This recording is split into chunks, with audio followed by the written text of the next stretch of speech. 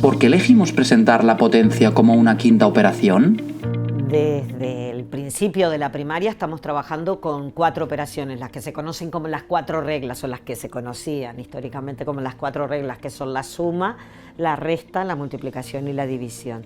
A veces tenemos algunos pruritos para presentar la potencia como una operación, porque la vemos como muy ligada a la multiplicación y pensamos que no tiene entidad propia para hacer una operación.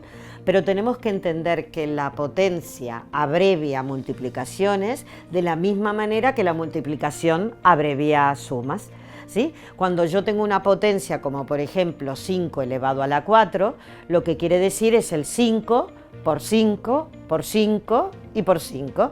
O sea que tengo una multiplicación donde hay 4 factores que se abrevian, como los 4 factores son iguales, poniendo la base 5 y el exponente 4, que me indica las veces que se repitió ese factor.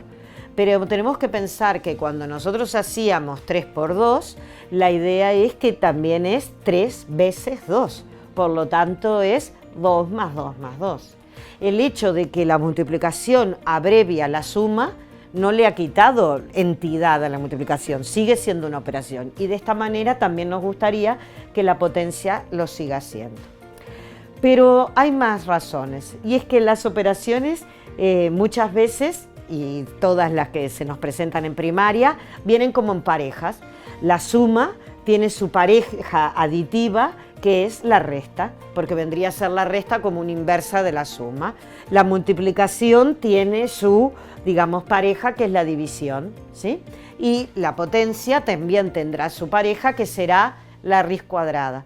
Y en realidad para los alumnos, cuando lleguen al final de la secundaria y hasta el bachillerato, verán que hay otra operación inversa de la potencia, que en realidad es el logaritmo, ¿sí? Porque como la multiplicación era conmutativa y la suma era conmutativa, tienen solo una inversa, pero la potencia, al no ser conmutativa, tiene 2 inversas diferentes. La única que nos interesa en este caso es la raíz, que puede ser la raíz cuadrada cuando el exponente era 2, o raíz cúbica cuando el exponente es 3, y así sucesivamente.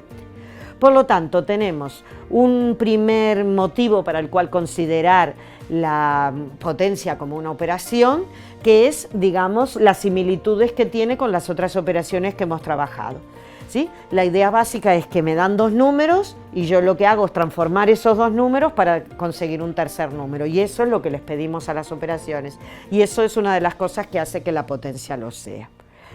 Nosotros, independientemente de que tengamos, de que la potencia tenga una relación muy directa con las otras operaciones, le tenemos que dar un sentido por el cual entra la clase, que no es simplemente abreviarme cosas que venían, digamos, ya haciendo, sino que nosotros entendemos que la potencia viene a dar respuesta de problemas de conteo, problemas de combinatoria. Por ejemplo, el típico, que es que cuando yo me pregunto cuántas torres de cubitos encajables puedo hacer de altura 4 si tengo 3 colores, por ejemplo.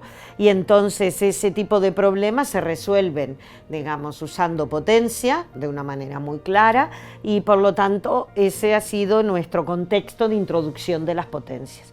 Después ya aclararemos cuál es la conexión que tienen las operaciones que ya conocíamos, pero nos interesa que el contexto sea, digamos, que hace surgir a la operación, no sea tan abstracto como la relación con otras operaciones. Pero no nos quedamos solo con la combinatoria, sino que nos gusta también establecer conexiones con la geometría.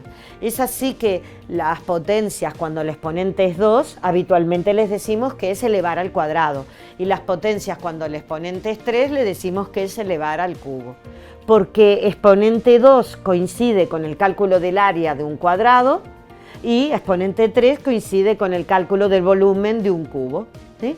Y eso es la conexión que le da sentido a tener estas operaciones. Es así que hablamos de centímetros cuadrados y centímetros cúbicos como unidades de estas medidas, y lo que nos interesa, digamos, es que tengan una fuerte conexión con otros contextos, ¿sí? Por último, y para acabar de, digamos, este manifiesto a favor de considerar la potencia como una operación, si nosotros la consideramos como una operación a la potencia, la podemos integrar de manera muy natural en las operaciones combinadas que hagamos. En las operaciones combinadas entendemos que es una operación donde intervienen dos o más operaciones, y alguna de estas operaciones clarísimamente puede ser una potencia, pueden aparecer exponentes, y por eso creemos que debe ser tratada con el mismo estatus, simplemente que ha aparecido más tarde que las otras. ¿Qué provecho podemos obtener de buscar en esta temática un espacio para estudiar regularidades? Primero que nada, me gustaría comentar que a nosotros nos gustaría tener una propuesta coherente para presentar al alumno, y así como en distintos ámbitos nos interesa destacar que las matemáticas es un ámbito donde estudiamos regularidades, en el caso de los temas específicos del ciclo superior, como por ejemplo son las potencias, no queremos, digamos, resignarnos a que eso no tenga una presencia muy protagónica. Por lo tanto, también cuando estudiamos potencias analizamos regularidades, y hay algunas regularidades que realmente son muy atractivas, digamos, de trabajar en el aula. Por ejemplo, una de ellas podría ser el hecho de que imaginemos que tenemos potencias de base 9. Entonces yo calculo muchas potencias de base 9 y los alumnos van descubriendo, oh, mira, solo hay dos posibilidades, los resultados o acaban en 9 o acaban en 1, no hay otras posibilidades. Muy bien, y no podemos analizarlo un poco más, y entonces a partir del estudio detallado de los alumnos, de los ejemplos con los que manejan, podrán ver que si el exponente es impar, entonces acaba en 9, y si el exponente es par, acaba en 1. Y no solo nos podemos quedar en eso, sino que también hasta lo podemos justificar, ¿sí? Que ya entraríamos en el mundo de las dimensiones y de la dimensión de razonamiento y prueba, donde justamente algunos de los ejemplos que tratamos es de potencias. Otra regularidad que tiene también sentido presentar es no fijando la base y variando el exponente como acabamos de hacer con las de base 9, sino que podemos fijar el exponente, por ejemplo un exponente 2, y variar la base y pedirle a los alumnos que hagan sus cálculos y ponerlos en común en toda la clase, y vemos que los cálculos son muy variados, pero no hay ningún resultado que acabe ni en 2, ni en 3, ni en 7, ni en 8. Y aquí se nos presenta la duda, ¿no será que hemos hecho unos casos particulares que, digamos, que da la casualidad de que no terminan en estos números? ¿O será que jamás un número al cuadrado podrá terminar en estos números? Y entonces lo podemos justificar, podemos analizar de manera exhaustiva todas las posibilidades y ver que efectivamente que es imposible, ningún número al cuadrado acabará en 2 o en 3 o en 7 y en 8. Y eso tiene una consecuencia, digamos, muy clara, y es que ningún número acabado ni en 2, ni en 3, ni en 7, ni en 8 tendrá el carácter de ser un número cuadrado y por lo tanto tener una raíz cuadrada exacta. ¿Sí? Y en ese sentido es que las propiedades, las regularidades que encontramos también tienen utilidades para el cálculo mental. ¿Sí? Que es cierto que nos gusta ser coherentes, pero en el caso particular de las potencias queremos analizar un punto especial, y es que el hecho de las regularidades que hay en el caso de potencias me permite salvar algunos agujeritos que me quedaron en la definición. Vuelvo al caso del 5 a la 4. Cuando nosotros decíamos 5 elevado a la 4, estábamos diciendo que era el 5 multiplicado 4 veces.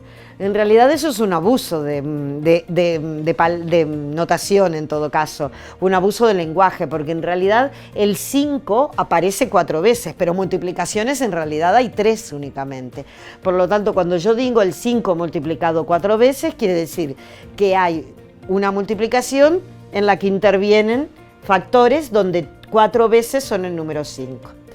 ¿Qué pasa? Poner este detalle nos hace dar cuenta que 5 elevado a la 1 yo no lo puedo entender con esta misma definición, porque ¿qué quiere decir 5 elevado a la 1? 5 multiplicado una vez sería 5 por 5 en todo caso. Es el 5 que aparece solo una vez.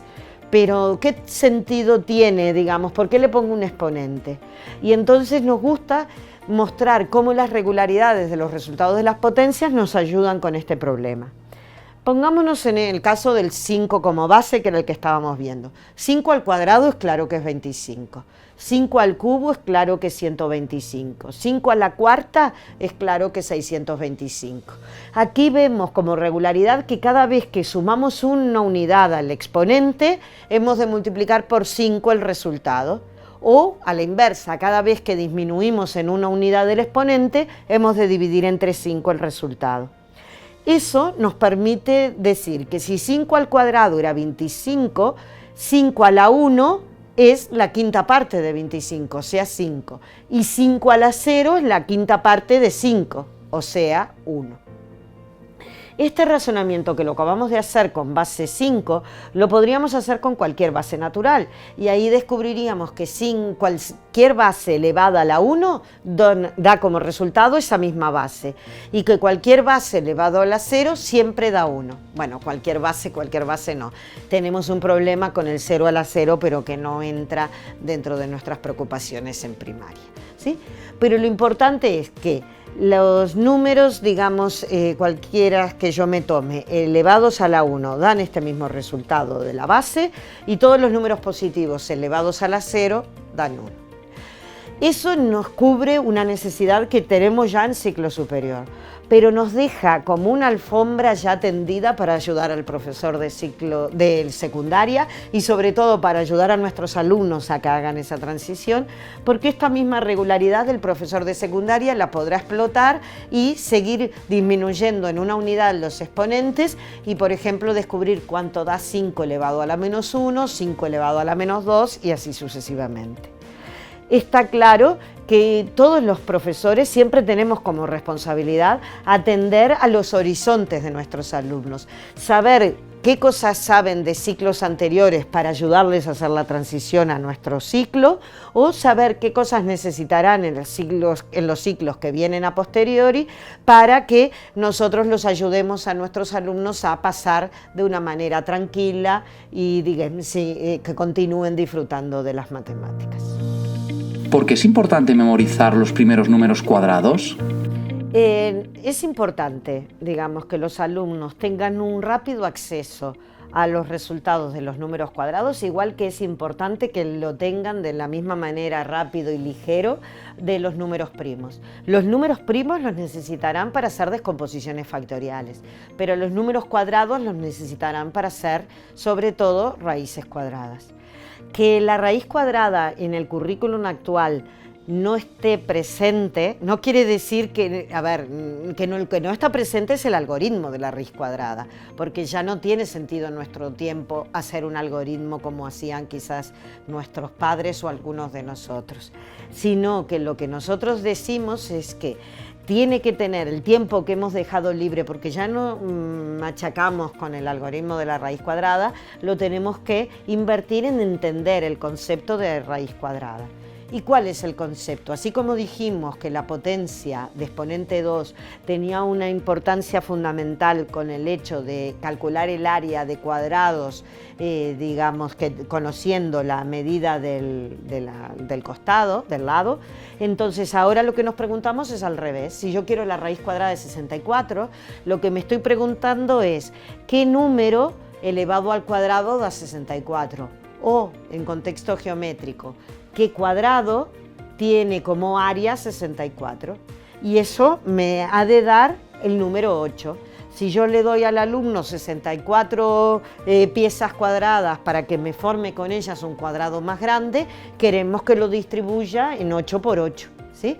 Por lo tanto, el 64 es un número que tiene muy clara la raíz cuadrada de su valor de raíz cuadrada, porque nosotros hemos memorizado y hemos familiarizado con los números cuadrados y sabemos que tiene esta relación.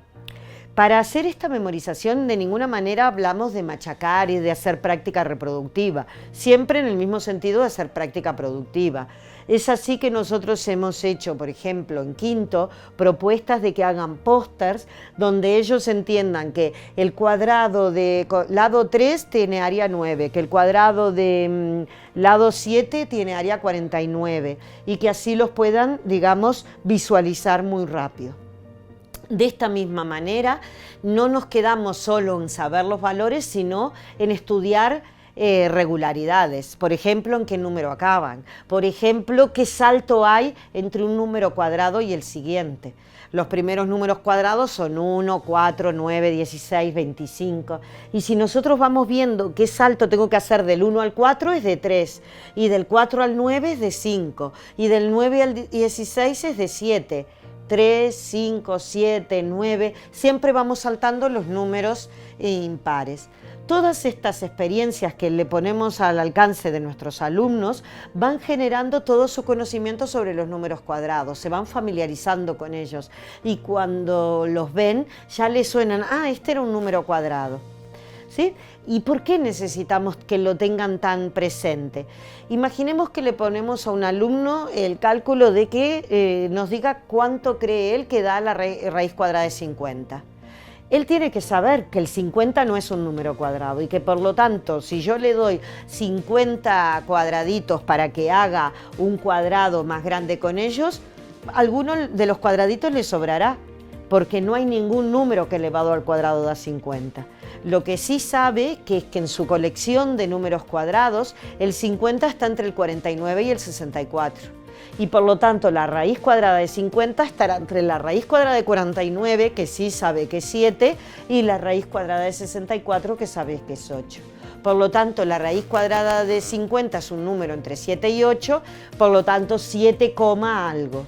Y además podría saber que este decimal que viene aquí será muy pequeñito, porque seguro que la raíz cuadrada de 50 será muy cercana a 7. ¿Sí?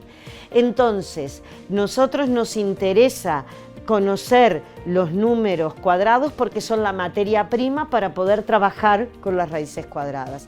Y es por eso que nosotros proponemos un trabajo de familiarización con los números cuadrados que sea largo en el tiempo, ¿no? Y que no pase exclusivamente por memorizarlos, sino por que aparezcan muchas actividades donde los alumnos tienen experiencias con los números cuadrados y se sienten cómodos con ellos.